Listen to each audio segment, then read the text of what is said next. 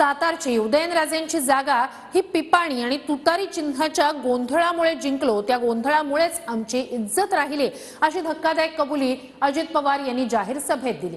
जे चिन्हाच्या वादावरून, ज्या चिन्हाच्या मुद्द्यावरून पराभूत उमेदवार शशिकांत शिंदेंसह शरद पवार गटाची तक्रार असतानाच त्या तक्रारीलाच अजित पवारांनी एक प्रकारे दुजोरा दिला। सातारला त्या पिपाणीनं वाचवलं। तुतारी सारखी पिपाणी दिसली, 45,000 मत पिपाणीला गेली। झाला आमचा राजा वाचला बाबा, 13वे वंशच आमचे वाचले। त्याच्यामुळे काहीतरी आमची थोडीफार इज्जत राहिली। भाजपने केलेल्या सिंचन घोटाळ्यांच्या आरोपांवर हयात नसलेल्या आर पाटलांवर खापर फोडल्यानंतर अजित पवारांनी आता साताऱ्यात पुन्हा एकदा सेल्फ गोल केलाय। शरद पवारांच्या राष्ट्रवादीची तुतारी आणि अपक्ष उमेदवारांना देण्यात आलेल्या पिपाणी या चिन्हाच्या गोंधळामुळेच साताऱ्यात भाजपची जागा येऊन इज्जत वाचली, अशी कबुली खुद्द अजित पवारांनीच दिली आहे। विशेष म्हणजे शरद पवार गटाचं तुतारी वाजवणारा माणूस हे चिन्ह आणि अपक्षांना मिळालेल्या पिपाणीला सुद्धा तुतारी म्हणण्यास निवडणूक आयोगानं होकार दिलाय। त्यावरून शरद पवार गटानं कोर्टात तक्रार केलेली असताना अजित पवारांच्या विधानानं त्या तक्रारीला बळ मिळालंय।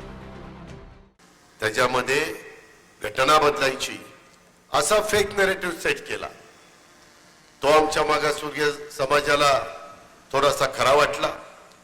माझ्या मुस्लिम समाजाला तर असं सांगण्यात आलं की आता परत सरकार आलं की तुम्हाला सगळ्यांना गोळा करणार आणि पाकिस्तान बांगलादेशला देणार पाठवून। आणि त्यांनाही काय बाबा यांचं सांगता येत नाही, करतील बाबा असं करून तेही सकाळी 7लाच आमच्या विरोधी रांगा लागल्या।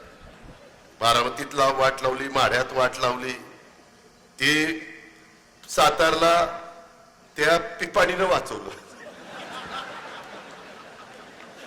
तुतारी सारखी पिपाणी दिसली, 45,000 मत पिपाणीला गेली। झाला आमचा राजा वाचला बाबा, 13वे वंशच आमचे वाचले। त्याच्यामुळे काहीतरी आमची थोडीफार इज्जत राहिली। असला सगळा ते निकाल। सातारा लोकसभेत शरद पवार गटाचे उमेदवार होते शशिकांत शिंदे, चिन्ह तुतारी वाजवणारा माणूस। ते 32,771 मतांनी पडले। इथं ट्रम्पेट अर्थात तुतारीवर लढलेल्या अपक्ष संजय गाडेंना 37,062 मतं पडली। उदयनराजेंच्या विजयानंतर तुतारी अर्थात पिपाणी चिन्हावर लढलेले अपक्ष संजय गाडे उदयनराजेंच्या अभिनंदनासाठी गेल्याचा व्हिडिओ आणि त्यावरून बऱ्याच चर्चा झडल्या होत्या। तुतारी वाजवणारा माणूस आणि फक्त पिपाणी म्हणजे तुतारी या दोन्ही चिन्हामधला गोंधळ नेमका का होतो ते समजून घेऊया। लोकसभेत अपक्षांना जे ट्रम्पेट चिन्ह दिलं गेलं होतं त्याला महाराष्ट्रात सर्वसाधारणपणे पिपाणी असं म्हटलं जातं, पण निवडणूक आयोगाच्या वेबसाईटवर या चिन्हाचं इंग्रजी नाव ट्रम्पेट आणि हिंदी नाव होतं तुतारी असं दिसलंय। अपक्ष उमेदवारांच्या दाव्यानुसार त्यांना निवडणूक आयोगानंच महाराष्ट्रात ट्रम्पेट म्हणजे तुतारी असा शब्द वापरण्यास परवानगी दिली। त्यामुळे लोकसभेला एका बाजूला शरद पवार गटाचे नेते आपल्या तुतारी वाजवणारा माणूस या चिन्हाचा प्रचार फक्त तुतारी म्हणून करत होते आणि त्याच तुतारीच्या नावाच्या घोषणा अपक्षांच्या रॅलीत देखील होत होत्या। लोकसभेला नगर, बीड, रावेर, दिंडोरी, सातारा, भिवंडीसह अनेक जागांवर शरद पवारांच्या तुतारी वाजवणारा माणूस या चिन्हाविरोधात अपक्ष उमेदवारांना तुतारी चिन्ह मिळालं होतं। चिन्ह आणि नामसाधर्म्यामुळे आमची अनेक मतं अपक्षांना गेल्याचा दावा शरद पवारांच्या राष्ट्रवादीकडून केला जातो। त्याच दाव्याला स्वतः अजित पवारांनीच जाहीर कबुली देऊन निवडणूक आयोगावरच्या विरोधकांच्या टीकेला बळ दिलंय। यंदा काटोलमध्ये शरद पवार गटाचे सलील देशमुख विरुद्ध भाजपचे चरणसिंग ठाकूरांचा सामना होतोय, पण अजित पवारांच्या राष्ट्रवादीनं सुद्धा इथं घड्याळ चिन्हावर अनिल देशमुख नावाच्या व्यक्तीला उमेदवारी दिली आहे। या उमेदवारीवरून देखील मतदारांमध्ये संभ्रम निर्माण करण्याचा डाव असल्याचा आरोप अनिल देशमुख यांनी केलेला असताना अजित पवारांनी स्वतः चिन्हाच्या गोंधळावर दिलेली कबुली चर्चेत आली आहे। Bureau report, TV9 Marathi.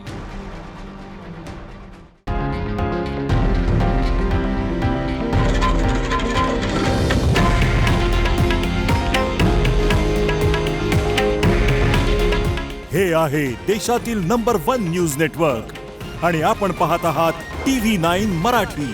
काळजी तुमची, हित महाराष्ट्राचं।